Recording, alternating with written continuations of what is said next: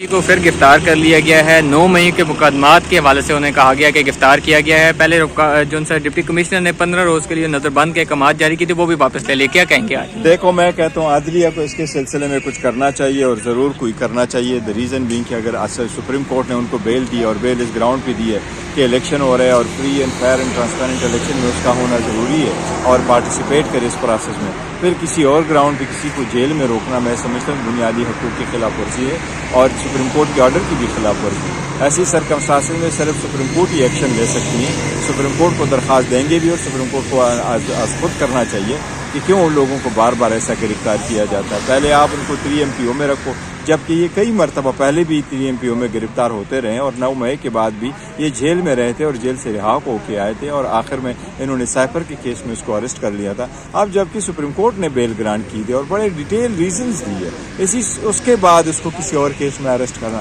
میں سمجھتا ہوں سپریم کورٹ کے آرڈر کی توہین ہے۔ قریشی کو دوبارہ گرفتار کر لیا گیا ہے، آپ کیا کہیں گے اس کے اوپر؟ میں عدلیہ سے ریکویسٹ کروں گا، سپریم کورٹ سے ریکویسٹ کروں گا کہ وہ اس معاملات کو دیکھے۔ آپ نے بیل گرانٹ کی، آپ نے سب کچھ لکھا ہے، آپ نے جس گراؤنڈ پہ آپ نے بیل گرانٹ کی وہ یہ ہے کہ وہ ایک سینئر پولیٹیشین ہے، اس نے پارٹیسپیٹ کرنا ہے الیکشن میں۔ Election free and fair and transparent ہونے کے لیے یہ ضروری ہے کہ سب لوگوں کی پارٹیسپیشن ہو، یہ ان میں سے ایک گراؤنڈ ہے۔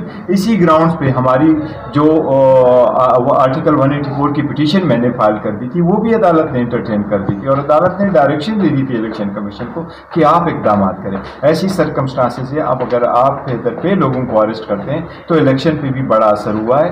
سیکنڈلی، شاہ محمود قریشی صاحب کو پہلے بھی کئی مرتبہ ایسے بار بار اریسٹ ہوتا رہا ہے، ابھی 3 MPO کی کوئی گنجائش نہیں ہے اس ملک میں۔ 9 مئی کے حوالے سے اطلاعات آ رہی ہیں کہ 9 مئی وہ 3 MPO کے لیے پیسے واپس ہوا، اگر اس نے واپس کیا تو دیکھو نا، یہ اس کا مقصد یہ ہے کہ جب تک آپ کوئی اور نیا کیس نہ تیار کرو تو آپ اس کو ریٹین کرو 3 MPO کو۔ یہ لوگوں کی بنیادی حقوق کی خلاف ورزی ہے۔ میری اسلام آباد ہائی کورٹ سے بھی ریکویسٹ ہوگی کہ آپ نے اس میں ایکشن لیا تھا، آپ کائنڈلی لوگوں کی جو فنڈامنٹل رائٹس ہیں اس کے پروٹیکشنز کے لیے ایکسٹراڈنری قسم کے آرڈر پاس کریں تاکہ لوگوں کے فنڈامنٹل رائٹس پروٹیکٹ ہو۔